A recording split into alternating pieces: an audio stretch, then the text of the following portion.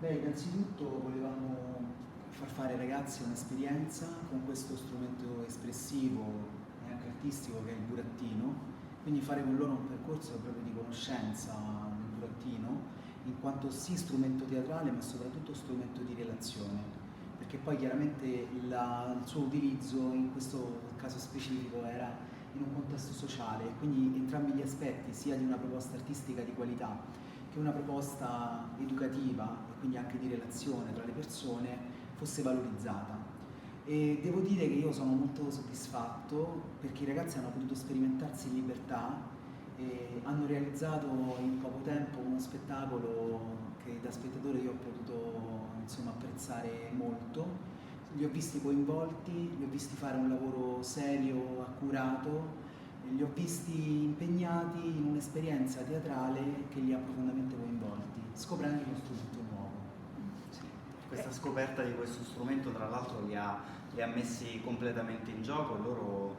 non hanno avuto molte difficoltà a mettersi in gioco, hanno avuto qualche resistenza chiaramente all'inizio, ma si sono tuffati, si sono lasciati andare e insieme a noi abbiamo scoperto questo strumento per molti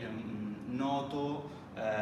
ma solo come magari un ricordo dell'infanzia e invece ne abbiamo scoperto il valore, il grande valore pedagogico e soprattutto il grande valore di strumento di intermediazione, come strumento appunto come facilitatore, ecco, delle relazioni. Prima parlavamo con te Alessandra appunto di relazioni e di quanto sia importante la relazione poi e il costruire una relazione tra l'operatore teatrale in questo caso e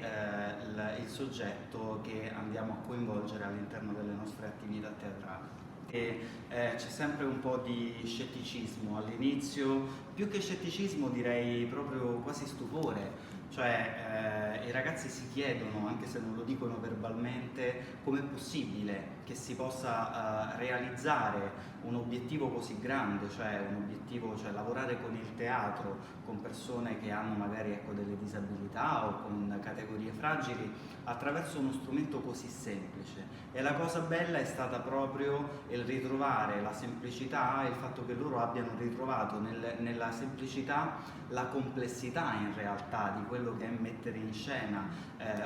uno spettacolo con i burattini, quindi tutto il lavoro che c'è dietro, a partire dal lavoro di costruzione. Abbiamo costruito infatti insieme a loro i burattini, li hanno dipinti, hanno cucito i vestiti loro stessi dei burattini, quindi hanno anche ritrovato un rapporto con la manualità. Ecco, il burattino è uno strumento che principalmente serve intanto come canale per ritrovare qualcosa che oggi si va sempre più perdendo, l'artigianato, la manualità, ma anche le proprie radici. Noi grazie al burattino, ieri per esempio una delle prime cose che è uscita quando i ragazzi avevano i burattini in mano è stato il loro dialetto. È venuto molto naturale, è uscito in maniera molto naturale il dialetto dai ragazzi e quindi poi anche la musica popolare, la musica del posto, ed è un qualcosa di profondamente radicato poi nell'uomo, quindi è uno strumento potentissimo che ti riporta indietro nel tempo ma che è attualissimo. Infatti diciamo che il nostro tipo di ricerca, quello che noi stiamo sperimentando in diversi posti con gruppi di lavoro diversi di ragazzi nelle varie regioni d'Italia, ci sta confermando un'ipotesi iniziale di cui eravamo convinti, cioè il fatto che questo sia uno strumento espressivo tipicamente umano, che arriva al teatro, ma in realtà inizia molto prima, è uno strumento proprio di condivisione di significati all'interno di una comunità. Tutto ciò che proveniva dalla tradizione orale, quindi noi abbiamo lavorato utilizzando il burattino appunto con le leggende tradizionali, Biagio giustamente richiamava l'uso del dialetto, quindi riappropriarsi anche di una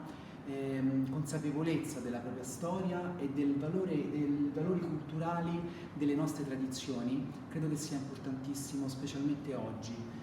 perché ci dota di qualcosa di prezioso da portare poi nell'attualità. Quindi ecco, questo piccolo oggetto così buffo, simpatico, che spesso è relegato, se capita fortunatamente, nelle stanze dei giochi dei bambini, però magari